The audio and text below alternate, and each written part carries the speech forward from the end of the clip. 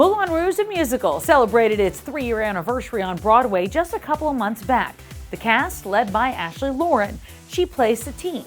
Here's Paul Wontorek. Thanks, Tamsin. Longtime Satine standby Loren has stepped center stage in the Tony-winning hit musical. I sat down with Broadway's Sparkling Diamond at the Civilian Hotel to hear all about her incredible journey to the trapeze swing. You're Satine in Moulin Rouge. I am. Iconic.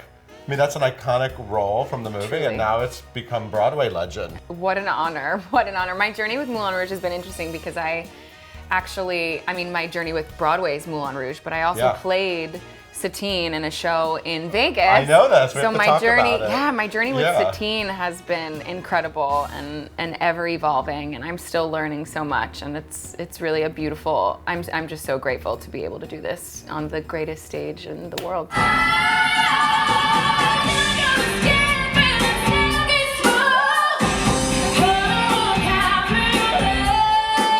Let's talk about that. Before Moulin Rouge became a Broadway reality, you were doing a show in Vegas that was sort of a tribute to Baz Luhrmann films, which are obviously so soundtrack heavy. Yes. All his films. Yes, so talk about that. Yes. I'm from New Jersey, and I moved to LA because I was touring with Carly Rae Jepsen at the time, and so I was living my best life in LA. Call me maybe. I actually went on a trip to Vegas, and I've always loved Moulin Rouge. Has always been one of my favorites. So when I went with some friends and I saw that they were doing this show called Baz Star-Crossed Love, which was essentially Moulin Rouge, The Great Gatsby, and Romeo and Juliet told as, like a great epic love story of vignettes using the songs from Baz Luhrmann's movies. And I was like, well, that I need to see. Yeah, so I saw this beautiful show and I was like, oh, I would love to be in that one day. Auditions came around shortly after that. Carly wasn't on tour at the point in time, and I was like, well, I don't mind. Let me audition for this. I love Satine. I would love to be Satine. So that was my first sort of dipping my toes into the world and the songs, and a lot of the songs that you're now singing on Broadway. A lot of the songs, yes. It's been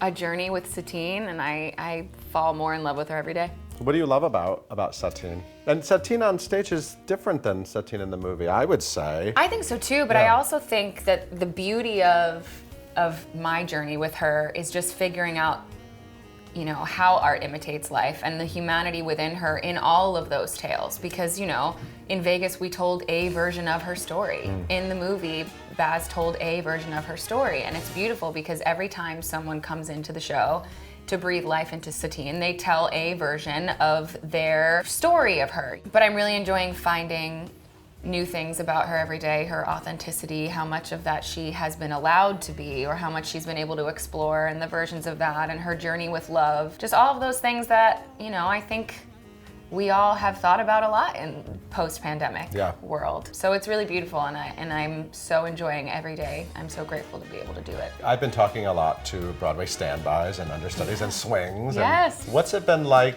being in that role? It's always been a part of the Broadway industry, but suddenly there's more of an understanding about the bigger picture of how you put a show on. And I think it's so important, and it's about time. I mean, Broadway is a team sport. Yeah. You can't do any of this without everyone. What keeps a show alive is the ones that step up to the plate, sometimes last minute. I mean, I remember I've been on mid-show before, and that's something that is nonstop, happening almost every day. Yeah. You know what I mean? Between swings and under. I was lucky enough I covered one role. It's a pretty substantial role, but we have swings who cover 10 roles, and we have swings who have done split tracks, cut tracks, multiple tracks every day, just to you're trying to figure it out in real time. Dance captains that put together the mathematics of that are otherworldly. It's just such a skill set and such a talent that Broadway would not exist without the offstage coverage. It just wouldn't, and it certainly wouldn't be sustainable. It never was, and certainly now. I'm so happy that attention is finally being brought to these incredible aliens that have come to rescue Broadway, because that's what they are. They are heroes. Yeah. So is it safe to assume that young Ashley in New Jersey had more of the pop dreams than the Broadway dreams?